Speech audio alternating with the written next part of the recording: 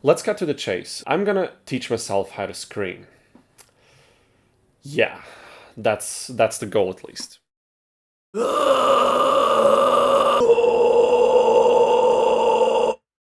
What exactly is the plan? The plan is the following. I will try to teach myself screaming. If you're not familiar with screaming in general, this is a vocal technique or a multitude of vocal techniques that you use primarily in a lot of metal genres, in some areas in like punk and other forms of music.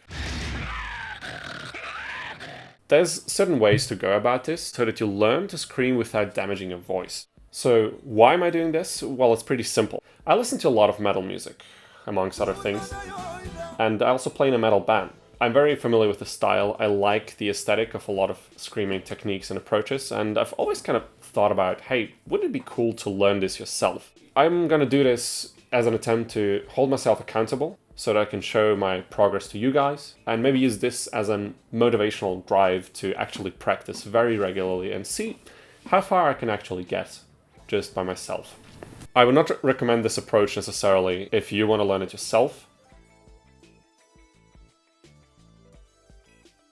I'm an academically trained musician. I usually play guitar, but I know a lot about how to learn new things, how to approach practicing, and especially when to stop, when something doesn't feel comfortable. However, I don't really have any experience with vocal techniques or even vocal coaching. I've never took a vocal lesson in my life.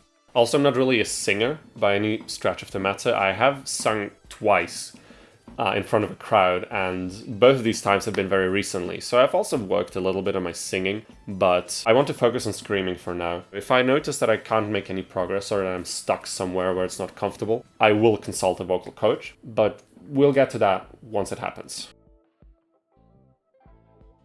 I'm not starting completely at zero. I've tried to learn screaming over the years, just with a little bit of effort and not really a lot of time investment. I figured out how to do a false chord sound. This is this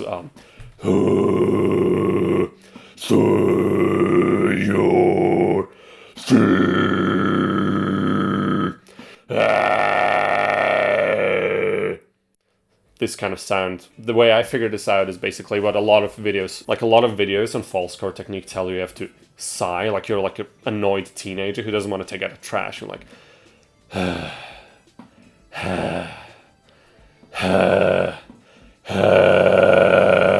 and then you get this kind of distortion, I guess. And to me, that felt very natural. I was able to get this fairly quickly, I want to say. I don't exactly remember, it's been a while. So I've just kind of rolled with this and tried to get it a bit louder, especially for the low sounds. I can also kind of try to get it higher. I'm a bit sore now because I did some practice in the morning, but, just to get an idea. Yeah. That's one component, this false chord, and you can apply a lot of different mouth and tongue shapes and positions. Mouth shapes, tongue positions. It doesn't sound very good, of course, because I just haven't put in a lot of practice refining the sound and getting it loud and consistent. For me, this was the thing that clicked pretty early on, I would say. What I've always really struggled is getting down the fry scream. Actually figuring out how to start making this noise. And I would always try to do it and I would hurt myself and blah, blah, blah. And a few months ago, I found a Russian sounding guy. I don't know if he's actually Russian. Well, he was trying to teach false chord technique, which I think is wrong what he said in his video. But what he said is you have to kind of train your muscles by holding your breath, like doing after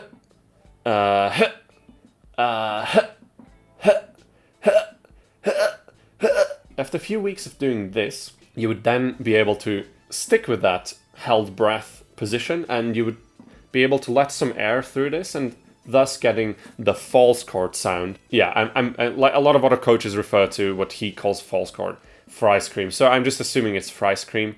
Nonetheless, this actually helped me find a spot where I can actually do this with my voice, at least for 10 to 20 minutes, doing some practice, without feeling pain, without feeling like I'm tearing something up in my voice. So it sounds something like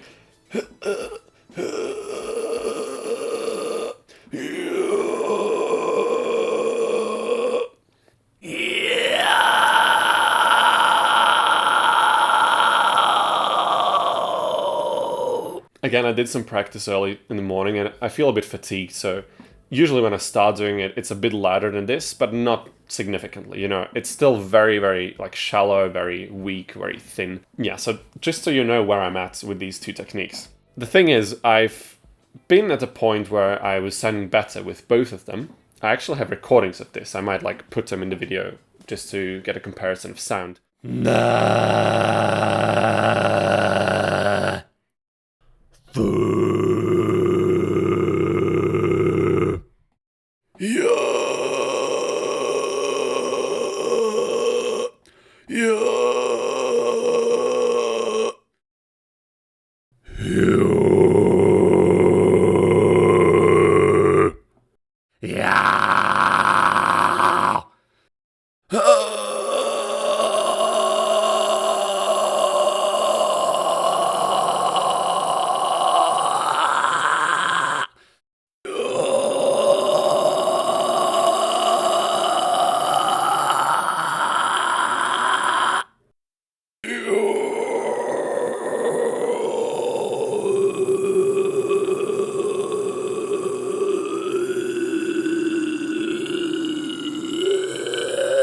And this was like a couple months ago where I started to practice this, and I wanted to practice it regularly, and, you know, life got in the way, as it often tends to do. You know, a lot of other things came up. So I kind of had to ditch this, and I really want to get back on track now, and I had gotten to that point fairly quickly, so I'm confident that if I push through and I actually, you know, go in a smart way about this, I can make some really good progress by myself. Yeah, so it's going to be interesting to see how quickly I'm going to get to this point again, or how long it's going to take me. Let's not assume it's going to happen really quickly. With the fry sound, I was definitely at a stage where it was audible and you could actually hear the scream fairly loudly, not as loud as my false chord, but still audible. And Justin Bonitz from Hungry Lights and Tala, in his videos he says that what I was doing, he refers to as the fake fry, and that you actually have to go beyond that and add another component.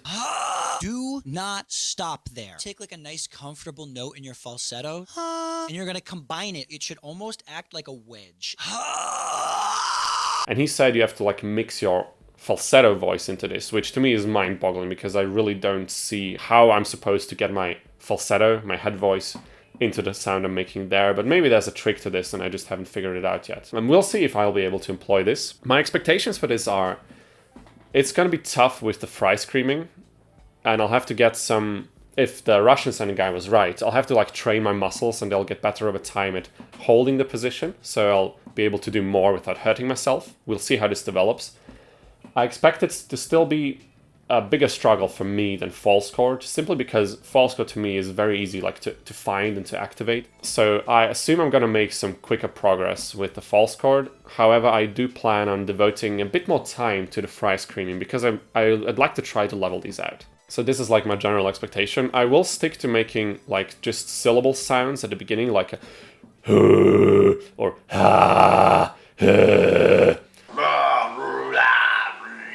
and not trying to sing a lot of lyrics, because it's a lot more difficult to actually try to make words and like full phrases audible this way. Probably going to do this a bit later down the line, just so we can stay safe and slow at the beginning and really learn the fundamentals. That's what I'm aiming for. You know, maybe I'll get cocky and hopefully not injure myself, but you never know. The way I'm going to go about this is I will try to get, let's say, half an hour of practice a day for, let's be very realistic here, probably 4 to 5 days a week. Like, if we're very realistic, I hope I can get like 6 or 7 days on a lot of weeks, and I will try to do it every day. But knowing how life usually works out, especially with so many things to practice, we'll see how it goes. Like, if I get 4 to 5 days a week, I'll be happy. If we get more, that's also good. I know that if I'm smart about the practice, this will be enough to make progress, if I can actually do it consistently. And this is the problem that's gonna matter the most, but, you know, now I'm filming this for you guys, so if you actually see this video, this is probably going to release in a few weeks when I've actually done some practice already. Maybe I'll actually put up some progress I already made, like as a little teaser for the future videos. I plan on doing weekly videos on this that are probably going to be a bit time delayed, so you'll probably get a video in 1 week, which is actually the progress from the week before. We'll see how this goes. I haven't done a video series like this yet, so this is all new to me. We might change things up in the middle of it, but that's how I plan to do it at least. Like weekly videos, so I have something coming up every week where I have to show progress, or at least talk about why I can't show progress and then do it better next time. Similarly to a lesson, just that in this case nobody's giving me very valuable feedback, so it's kind of like a shitty lesson. I really want to do this, I'm really motivated, and I want to devote some extra time. If that means missing out on some other things in day-to-day life, so be it. It's going to be a fun journey, for sure. So I hope you guys are at least similarly excited as I am. I guess I'll see you in the next one. Take care.